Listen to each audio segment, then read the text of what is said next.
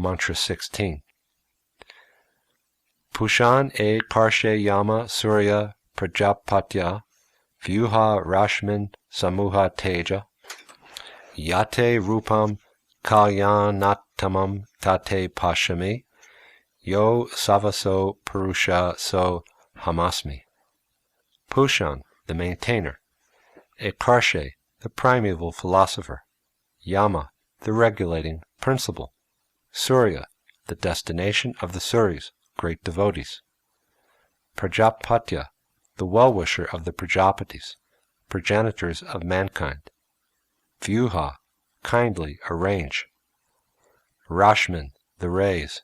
Samuha, wind up. Teja, effulgence. Yat, that. Te, your. Rupam, form. Kalyana tamam, auspicious. Tat, that. Te, your. Pashami, I may see. Ya, one who is. Aso, the sun. Aso, that. Purusha, personality of Godhead. Sa, he. Aham, myself. Asmi, I am. Translation. O my Lord, O primeval philosopher, maintainer of the universe, O regulating principle, destination of the pure devotees, well-wisher of the progenitors of mankind, please remove the effulgence of your transcendental rays so that I can see your form of bliss. You are the eternal Supreme Personality of Godhead, like unto the sun, as am I. Purport. The sun and the sun's rays are one and the same qualitatively.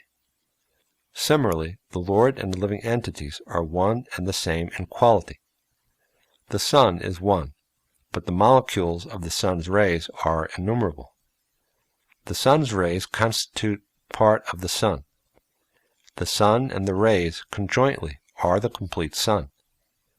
Within the sun planet there is the sun god, and similarly within the supreme spiritual planet, Goloka Vrindavan, from which the effulgent Brahmajyoti is emanating, there is the eternal Lord, as is stated in the Brahma Samhita. The transcendental abode of Lord Krishna is the land of touchstones, of which the houses are built, shaded by desire trees. The Lord is engaged there in herding the Sarabi cows, and is always served and surrounded by thousands of goddesses of fortune, who wait upon him with all respect. The description of this transcendental abode of Lord Krishna is in the Brahma Samhita, and the Brahmajyoti is described there as the supreme rays from that planet, just as the sun's rays come from the sun globe. Unless one surpasses the Brahmajyoti glare, one cannot have any information of the land of the Lord. The impersonalist philosopher, being blinded by the dazzling Brahmajyoti, cannot realize the factual abode of the Lord, nor his transcendental form. Affected by such a poor fund of knowledge, the thinkers cannot understand the all-blissful transcendental form of Lord Krishna. Sri Isopanisad therefore offers this prayer to the Lord, to remove the effulgent rays of the Brahmajyoti, so that the pure devotee can see his all-blissful transcendental form.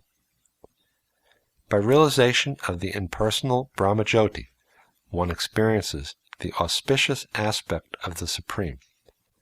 By experience of the Paramatman, or all-pervading feature of the Supreme, one experiences a still more auspicious enlightenment, and by meeting the personality of Godhead face to face, the devotee experiences the most auspicious feature of the Supreme. Being addressed as the philosopher, the maintainer, the well-wisher, and so forth, the Supreme Truth cannot be considered impersonal. That is the indication of Sri Isopanisad. The word maintainer is especially significant. The Lord maintains his devotees specifically, although he is the maintainer of one and all beings. By surpassing the impersonal Brahmajyoti, when the devotee sees the personal aspect of the Lord and his most auspicious, eternal form, then the devotee realizes the absolute truth in full. Srila Jiva Goswami says in his Bhagavat Sandarbha as follows: the complete conception of the Absolute Truth is realized in the Personality of Godhead, because He is Almighty, with full potency in transcendence. In the Brahma-Jyoti, the full potency of the Absolute Truth is not realized, and therefore Brahman realization is only partial realization of the Personality of Godhead. O learned sages, the first letter of the word Bhagavan is twice significant. First, in the sense of one who fully maintains, and second, in the sense of guardian. The second letter Ga means guide, leader, or creator. The letter Va, or Ba, means that every being lives in him, and he also lives in every being. In other words, the transcendental sound Bhagavan represents the infinite knowledge, potency, energy, opulence, strength, and influence, all without any tinge of material inebrities. The Lord fully maintains His unalloyed devotees, and He guides such devotees progressively on the path of devotional perfection. As leader of His devotees, He ultimately awards the desired result of devotional service by giving Himself to His devotees. The devotees of the Lord see the Lord eye to eye by the causeless mercy of the Lord, and thus the Lord helps His devotees to reach the supermost spiritual planet, Goloka Vrindavan. As Creator, He can create all the necessary qualifications in His devotee, so that the devotee can ultimately reach Him. The Lord is the cause of all causes, and there is no cause of Him, for He is the original cause. As such, He enjoys His own self by manifesting His own internal potency. The external potency is manifested not exactly by Himself, for He expands Himself as the Purushas, and it is in these forms that He maintains the features of the material manifestation. By such expansions does He create, maintain, and annihilate the cosmic manifestation. The living entities are also differentiated expansions of His self, and because some of the living entities desire to be Lord, imitating the Supreme Lord, He allows them to enter into the cosmic creation with the option of fully utilizing their propensity for lording it over. On account of the presence of His parts and parcels, the living entities, the whole phenomenal world is stirred into action and reaction. The living entities are given full facility to lord it over material nature, but the ultimate controller is the Lord Himself, in His plenary feature of Paramatman, the Super-Soul, which is one of the Purushas. Therefore, there is a gulf of difference between the living entity known as Atman and the controlling Lord known as Paramatman, the Soul and the Super-Soul. Paramatman is the controller, and Atman is controlled. Therefore, they cannot be on the same level. The Paramatman fully cooperates with the Atman, and thus he is known as the constant companion of the living being.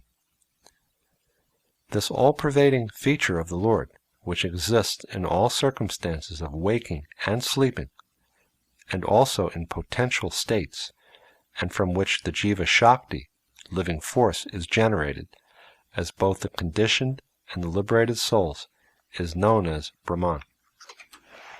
Thus the Lord is the origin of both Paramatman and Brahman, and therefore He is the origin of all living entities and all else that exists.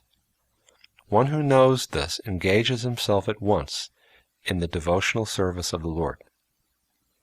Such a pure and fully cognizant devotee of the Lord is fully attached to Him in heart and soul, and whenever such a devotee assembles with similar devotees, they have no other engagement but to glorify the Lord in terms of His transcendental activities.